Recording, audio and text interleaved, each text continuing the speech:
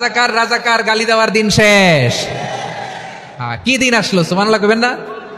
আল্লাহ তো আমাদেরকে দেখাইছে। রাজাকার শব্দটা এখন একটা অ্যাওয়ার্ড হয়ে গেছে। সুবহানাল্লাহ সুবহানাল্লাহ। পরিস্থিতি পাল্টে দিতে আল্লাহর সময় লাগে না, চিল্লায় বলেন ঠিক কিনা? আহলে হাদিস সুন্নি জামাত ইসলামী সহ ঐক্যবদ্ধ হতে পারে বাংলাদেশের উম্মতের উলামায়ে কেরামের কাছে জিজ্ঞাসা করা ছাড়া কোন রাজনৈতিক সিদ্ধান্ত গ্রহণ করা যাবে না। বাংলাদেশ ইনশাআল্লাহ আল্লাহর নিজাম অনুযায়ী চলবে, কোরআনী শাসন বাস্তবায়ন হবে ইনশাআল্লাহ। সেই দিন আমরা দেখতে পাবো আমাদের হায়াতে। কেউ থানায় যাবেন না, কেউ আওয়ামী লীগের পক্ষে দাঁড়াবেন না। আমি বলে দিচ্ছি, কোন আওয়ামী লীগের নেতা গ্রেপ্তার হলে যদি আপনারা কেউ তার তদবিরে যান, খোদার কসম সে কোনো পোস্টে থাকতে পারবেন না। দর্শক, আবারও বোলডোজারের ঘোষণা দিলেন ডাক্তার পিনাকি ভট্টাচার্য। ডাক্তার পিনাকি ভট্টাচার্য যেই ঘোষণা দেয় সেই ঘোষণা কিন্তু বাংলাদেশে বাস্তবায়ন হয়। শুধু পিনাকি ভট্টাচার্য বাংলাদেশের কোনো উপদেষ্টা নয়, কিন্তু ম্যাক্সিমাম উপদেষ্টারা ডাক্তার পিনাকি ভট্টাচার্য থেকে পরামর্শ নিয়ে বর্তমান সময়ে রাষ্ট্র পরিচালনা করছে। বাংলাদেশে যে কোনো কিছু ঘটলেই শেখ হাসিনার সময় শুনতাম কি রাজাকার আল বদর আল শামসের কাহিনী, জামাত শিবির হেফাজতের কাহিনী।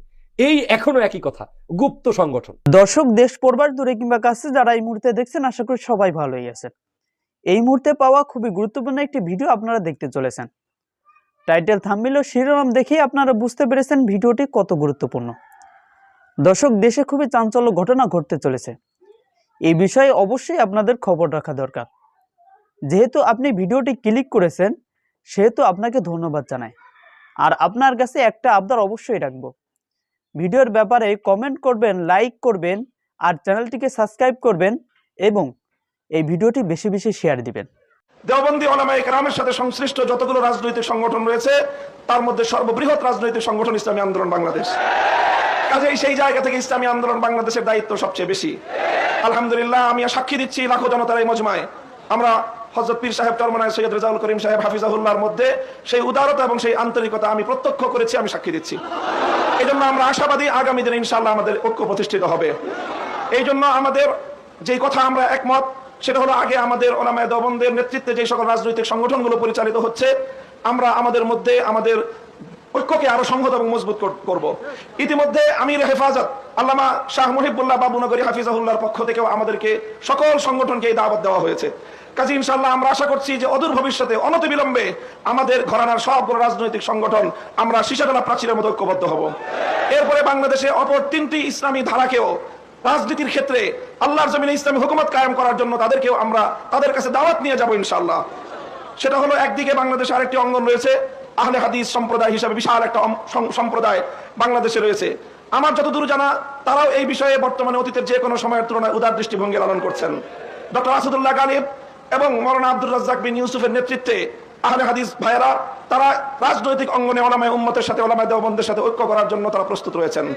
আমাদের আরেকটি অঙ্গন রয়েছে যাদেরকে আমরা সুন্নি বলে জেনে থাকি, সেই সুন্নি ভাইয়েরাও আমি আশা করি এবং আমার কাছে যতটুকু ধারণা, তারাও ঐক্যের জন্য প্রস্তুত রয়েছেন। তৃতীয় যে আরেকটি গ্রুপ রয়েছে, জামাতে ইসলামী বাংলাদেশ, যারা দীর্ঘদিন ধরে রাজনৈতিক অঙ্গনে আল্লাহর জমিনে আল্লাহর আইন বাস্তবায়ন করার স্লোগান নিয়ে যারা কাজ করছেন, তাদেরকেও আমরা উদাত্ত আহ্বান জানাবো এবং তাদের কাছে আমরা দাওয়াত নিয়ে যাব। এইভাবে উলামায়ে দেওবন্দ যদি ঐক্যবদ্ধ হয়ে আহলে হাদিস সুন্নি জামাত ইসলামী সহ ঐক্যবদ্ধ হতে পারে, বাংলাদেশের উম্মতের উলামায়ে কেরামের কাছে জিজ্ঞাসা করা ছাড়া কোন রাজনৈতিক সিদ্ধান্ত গ্রহণ করা যাবে না।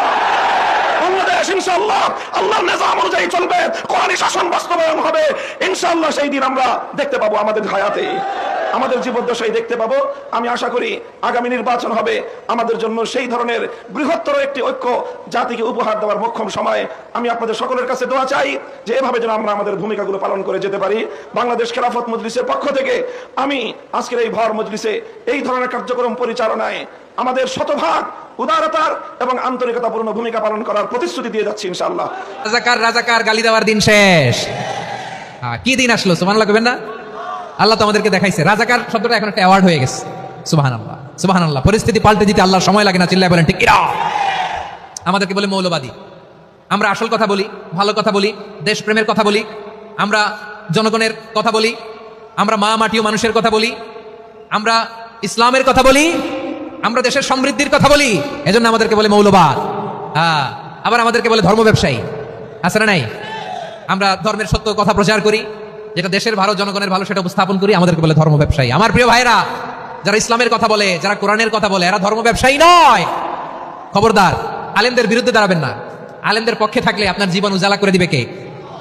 কুন আলিমান আও মুতাআল্লিমান আও মুত্তাবিআন আও মুহিব্বান ওয়ালা তাকুনিল খাওয়ামিস ফাতাহলিক।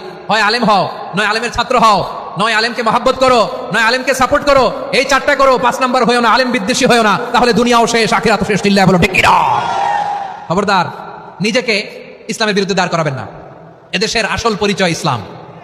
এদেশের আসল পরিচয় কি? আওয়াজ করে বলতে হবে, এদেশের আসল পরিচয়। এদেশে আজান শুনে সূর্য ওঠে শহর গ্রামে, এদেশে আজান শুনে সূর্য ডুবে সন্ধ্যা নামে, এদেশে সকল কাজে সবাই বলে বিসমিল্লাহ, এদেশে ভালো কিছু দেখে শুনে হাসি মুখে সবাই বলে মাশা আল্লাহ, সুবহানাল্লাহ সুবহানাল্লাহ সুবহানাল্লাহ সুবহানাল্লাহ সুবহানাল্লাহ। ঠিক কিনা বলে? ও নবীন তরুণ, তোমার কিসের এত ভয়? জেনে রেখো বাংলাদেশের আসল পরিচয়। এদেশের আসল পরিচয় ইসলাম। প্রিয় ময়মনসিংহ, গলা ফাটিয়ে বলো, এদেশের আসল পরিচয় কি? এদেশে পরস্পরে দেখা হলে দেয় সালাম, এদেশে আমজনতার হৃদয় জুড়ে পাক্কা আলাম। ঠিক কিনা বলেন?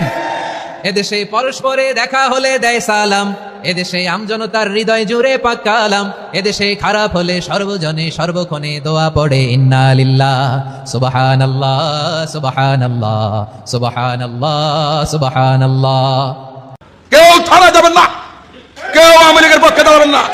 আমি বলে দিচ্ছি, কোন আওয়ামী লীগের নেতা গ্রেপ্তার হলে যদি আপনারা কেউ তার তদবিরে যান, খোদার কসম সে কোনো পোস্টে থাকতে পারবেন না।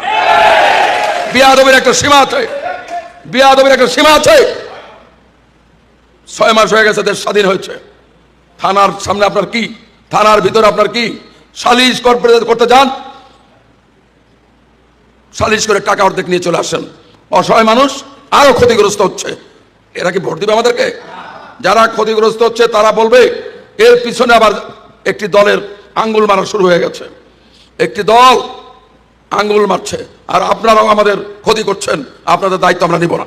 সোজা কথা, আপনারা সংগঠনের জন্য কাজ করবেন, দলের জন্য কাজ করবেন, আমরা আপনাদের সঙ্গে থাকবো। সাফ কথা। আবারও বোল্ডোজারের ঘোষণা দিলেন ডাক্তার পিনাকি ভট্টাচার্য। ডাক্তার পিনাকি ভট্টাচার্য যেই ঘোষণা দেয়, সেই ঘোষণা কিন্তু বাংলাদেশে বাস্তবায়ন হয়। শুধু পিনাকি ভট্টাচার্য বাংলাদেশের কোনো উপদেষ্টা নয়, কিন্তু ম্যাক্সিমাম উপদেষ্টারা ডাক্তার পিনাকি ভট্টাচার্য থেকে পরামর্শ নিয়ে বর্তমান সময়ে রাষ্ট্র পরিচালনা করছে।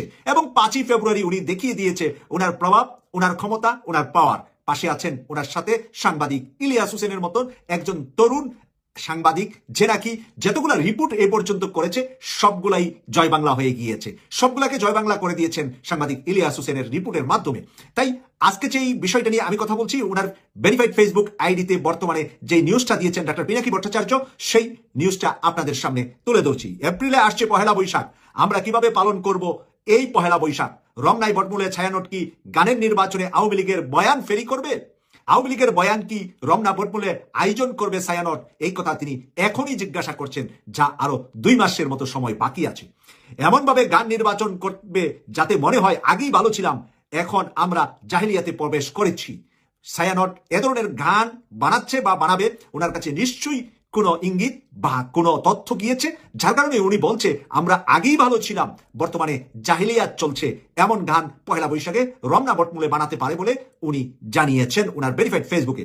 মঙ্গল শোভাযাত্রা হবে, কি মোটিভ নেবে মিছিলে? মিছিলের মোটিভটা কি হবে? গুতুম পেঁচা দিয়ে যেই মঙ্গল শোভাযাত্রা সবসময় হতো, সেই গুতুম পচা দিয়েই মঙ্গল শোভাযাত্রা হবে, না অন্য কোনো ভাবে হবে? সেই কথা উনি জানতে চেয়েছেন। নামটা কি মঙ্গল শোভাযাত্রাই থাকবে? নামটা কি আগের মঙ্গল শোভাযাত্রাই থাকবে, যেটা আওয়ামী সরকার মঙ্গল শোভাযাত্রা নামে তাদের দলের একটা প্রচারের একটা মিছিল হিসাবে কাজে লাগাতেন? সেই কথা উনি জিজ্ঞাসা করছেন। মঙ্গল শোভাযাত্রার থিম হিসাবে আওয়ামী বয়ানের কালচার এক্সপ্রেশন ইউজ করা হতো। আমি যেটা বললাম যে আওয়ামী লীগকে মানে আওয়ামী লীগের ভবিষ্যৎ, তাদের একটা অনেকটা ধর্মীয় উৎসব, আওয়ামী লীগের নিজস্ব একটা ধর্ম আওয়ামী লীগের। অনেকে বলে থাকেন যে আওয়ামী লীগের একটা ধর্মের নাম, তাই ওই নরেন্দ্র মোদীর যেমন ধর্মের নাম হলো গরুর মুখ আর গরুর পায়খানা খাওয়া, আওয়ামী লীগেরও এরকম একটি ধর্ম ছিল, যেটা মঙ্গল শোভাযাত্রার ভিতরে বাস্তবায়ন করতেন তারা। সেটি কি এবারও করা হবে? আনন্দবাজার কি এবারও রিপোর্ট করবে পহেলা বৈশাখ যেন দুর্গাপূজার অষ্টমীর এক ঢালিয়া? দুর্গাপূজার সাথে এটাকে উনি মিলিয়েছেন ডাক্তার পিনাকি ভট্টাচার্য। যারাই আয়োজন করেন আমাদের সাথে আলাপ করে নেবেন। এবার কঠিন বোল্ডোজারের ঘোষণাটা এবার বুঝতে পেরেছেন?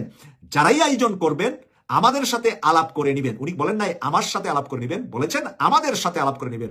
উনি আছেন, সাংবাদিক ইলিয়াস হোসেন আছেন, এবং আমরা যারা ওনার সাথে বা ওনাদের সাথে সোশ্যাল মিডিয়ায় অ্যাক্টিভিস্ট যারা আছে তাদেরকে জিজ্ঞাসা করার কথাই উনি এখানে বলেছেন। একেবারে সরাসরি উনার নিজের উপরে পুরাপুরি জিনিসটা নেন নাই। এটা হলো মেধাবী এবং শিক্ষিত মানুষের কথার স্টাইলটা এমনই হবে, আমার বলবে না, বলবে আমাদের, সেভাবে উনি বলেছেন মতামত নেবেন। নির্বিঘ্নে পহেলা বৈশাখ পালন করতে চাইলে বিপ্লবের স্টেক হোল্ডারদের সাথে এঙ্গেজ হয়ে অনুষ্ঠান চূড়ান্ত করুন। এবার বোল্ডোজারে 32-এর পরে বাংলাদেশে 5ই ফেব্রুয়ারি থেকে 8ই ফেব্রুয়ারি পর্যন্ত আমরা সমস্ত বাংলাদেশে দেখতে পেয়েছি বোল্ডোজারের ভিতরে কত পাশাত দুলিশাত হয়ে গিয়েছে। তো আগামী এপ্রিলে, যেটা এপ্রিল মাসের মাঝামাঝিতে পহেলা বৈশাখ হবে, সেই এপ্রিল মাসের মাঝামাঝি পহেলা বৈশাখ সম্পর্কে উনি অ্যাডভান্স বোল্ডোজারের একটা হুঁশিয়ারি এখানে কিন্তু দিয়ে ফেলেছেন। পহেলা বৈশাখ ঘিরে আওয়ামী আর ইন্ডিয়ান বয়ান ফেরি করাতে দেব না। পহেলা বৈশাখ নিয়ে আওয়ামী আর ইন্ডিয়ান বয়ান ফেরি করার সুযোগ আর দেব না।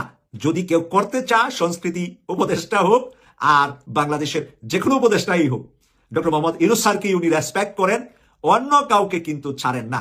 আর অন্যরাও অনেকটা, আমি বলবো, আন্তরিকভাবে হোক আর যে কোনো ভাবে হোক শ্রদ্ধা বা ভয় পা ডক্টর পিনাকি ভট্টাচার্যকে। কারণ উনি যদি ধরে তাহলে তাকে উলঙ্গ করে ছেড়ে দিবে, এবং তার উপদেষ্টা গিরি তো যাবেই, তার বাকি জিন্দিগি নষ্ট হয়ে যাবে। সে জিন্দিগিতে বাংলাদেশের বাইরে গিয়ে কোথাও দাঁড়াতে পারবে না। তাই ডক্টর পিনাকি ভট্টাচার্য এবং সাংবাদিক ইলিয়াস হোসেনের সাথে বাংলাদেশের প্রশাসনের যে কোনো মানুষ এখন কথা বলতে হুশে কথা বলে। বেহুশ হয়ে প্রথম দিকে বলছিলেন, কিন্তু ওনাদের ধুলাইয়ের চুটে বেশ কয়েকজন এমন সোজা হয়েছে, এমন পরিষ্কার হয়েছে যে এখন আর ওনাদের নাম নিয়ে তারা ধুলাইও দেন না, কিন্তু উল্টা ওই উপদেষ্টারই এখন তাদের কাছে আগেই বিষয়টার পরামর্শ চান, মতামত চান, জানতে চান কিভাবে জিনিসটা করা যায়।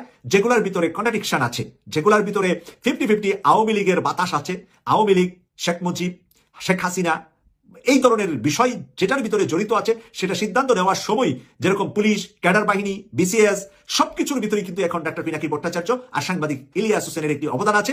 যেই অবদানের ভিতরে সৎ এবং যোগ্য মেধাবীরা, আমাদের একটা বিশাল যারা আপনার বাংলাদেশের ক্যাডারে ঢুকতে পারেন নাই আওয়ামী সরকারের শুরুতে, তারা কিন্তু একসাথে হাজারেরও বেশি মানুষ বিসিএস ক্যাডার হচ্ছে। বাংলাদেশে যে কোনো কিছু ঘটলেই শেখ হাসিনার সময় শুনতাম কি রাজাকার আল বদর আল শামসের কাহিনী, জামাত শিবির হেফাজতের কাহিনী। এই এখনো একই কথা, গুপ্ত সংগঠন মানে কি? এখানে গুপ্ত আর টুপ্তর কি আছে? বাংলাদেশের প্রত্যেকটি বিশ্ববিদ্যালয়ে যারা ভর্তি হয় অ্যাকর্ডিং টু কান্ট্রি, তার ভোটার আইডি কার্ড এবং পাসপোর্টের যে নাম তালিকা, এই হিসেবে ছাত্র জনতা ওখানে ভর্তি হয়। যে কোনো ব্যক্তি সেখানে ভর্তি হয়ে তার নাচ করার অধিকার আছে, গান করার অধিকার আছে, এমনি ভাবে তিনি তার মসজিদে গিয়ে নামাজ পড়ার অধিকার আছে, কোরআন তেলাওয়াত মাঠে ময়দানে গিয়ে করার অধিকার আছে। আমরা আওয়ামী লীগের আমলে দেখেছি ঢাকা বিশ্ববিদ্যালয় কোরআনের কোনো একটা অনুষ্ঠান করতে কোনো মাঠে বসলে সেখানে ওই ডিপার্টমেন্টের চেয়ারম্যান সহ শিক্ষকদেরকে নোটিশ পর্যন্ত ডিন কর্তৃক নিতে হয়েছে। রাজাকার শব্দ বলার পরে বাংলাদেশে কোনো দাড়িওয়ালা টুপিওয়ালা হুজুররা মিছিল করতে নামে নাই। আপনাকে মনে রাখতে হবে, রাজাকার উচ্চারণ করার পরে সর্বপ্রথম রোকেয়া হল থেকে ছাত্রীরা, যারা হচ্ছে প্রগতিশীল সাধারণ শিক্ষার্থী, তারা মিছিল করে বের করেছে। তো তারা যখন এই রাজাকার শব্দ নিয়ে মিছিল করেছে, বুঝতে হবে যে আওয়ামী লীগের রাজাকারের ডেফিনিশন বাংলাদেশে চেঞ্জ হয়ে গিয়েছে। অতএব এখন যদি বাংলাদেশে আপনি শিবির টিবির এগুলো বলেন, তাহলে আপনি তো লোক পাবেন না। আপনার মানুষ কোথায়?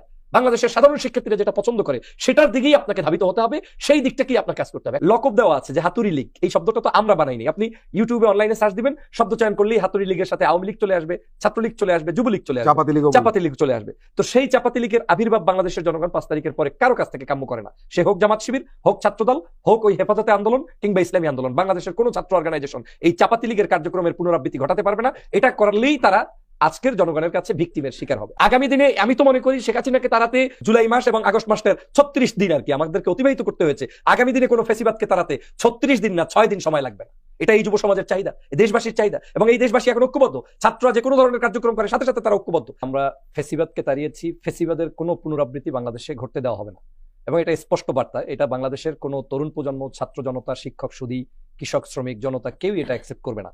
আওয়ামী লীগ যে আচরণ করেছে, হুবহু সেই আচরণ যদি আপনার মধ্যে পরিলক্ষিত হয়, বাংলাদেশের জনগণ আপনাকেও সেই পথেই পাঠাবে। এটা স্পষ্ট বার্তা। এই বার্তাটা আজকের জন্য জায়েজ, কালকের জন্য হারাম এমনটা নয়। যেমনটা আপনি দেখেছেন যে 5ই আগস্ট কিন্তু যখন সংগঠিত হয়েছে সেটা একটি ছাত্র জনতার ব্যানারে এসে সমগ্র রাজনৈতিক দলকে একভূত হতে হয়েছে। এখানে কিন্তু তখন এই ছাত্র জনতাকে নাজায়েজ বলে আমরা তাদের পিছনে দাঁড়াই নাই বলে এমন কোনো মন্তব্য বক্তব্য কোনো রাজনৈতিক সংগঠন দেয়নি। তার মানে যখন যে কোনো বিশ্ববিদ্যালয়ে রাজনীতি হারাম ছিল কিংবা করা যাবে না বলে আপনার কোনো ধরনের আইন ছিল, সেই অবস্থাতেও ফ্যাসিবাদী হাসিনাকে মুক্ত করার জন্য ছাত্র জনতার আন্দোলনটা জায়েজ ছিল। অতএব সেই বৈষম্য বিরোধী আন্দোলন, তাদের কার্যক্রম কিন্তু এখনো শেষ হয়ে যায়নি। এই বৈষম্য বিরোধী আন্দোলন তখনই বিলুপ্তি হবে যখনই এই বৈষম্য বিরোধী আন্দোলনের কার্যক্রম রাজনীতিতে সরাসরি দলীয় নিবন্ধন পেয়ে আলাদাভাবে নতুন করে যাত্রা শুরু করবে। সেদিন থেকে আপনি এটাকে একটা প্রতিদ্বন্দ্বী জায়গায় নিয়ে আসতে পারবেন। ফ্যাসিবাদের দোসরদের এখন পর্যন্ত পতন ঘটাতে পারিনি, বহু জায়গায় লুকিয়ে আছে তাদের লোকেরা। বৈষম্য বিরোধী আন্দোলনের কার্যক্রম আরো বেগবান করা দরকার প্রতিনিয়ত, কারণ আমরা দেখছি এই ফ্যাসিবাদের দোসরদেরকে তাড়াতে হলে একমাত্র বাংলাদেশে বৈষম্য বিরোধী আন্দোলন সদা জাগ্রত সৈনিকের ভূমিকা পালন করছে। এখানে কোনো দল পেশে কথা বললে কোনো সুযোগ নেই। আমাদের বাংলাদেশেই এখন অনেক রাজনৈতিক দলের নেতাকর্মীরা বিভিন্ন উপায়ে বক্তব্য দিচ্ছেন, যে বক্তব্যগুলো সরাসরি ফ্যাসিবাদকে আজকে প্রমোট করছে এবং তাদের কথাগুলোকে আমরা আবার রিব্যাক করাচ্ছি। যেটা হাসিনা বর্ডারের পাশে বসে বলছে সেটাই আবার এই দেশে বসে কেউ কেউ কথা বলছে, কিন্তু 5ই আগস্টের আগে তো এই কথা তারা বলে নাই।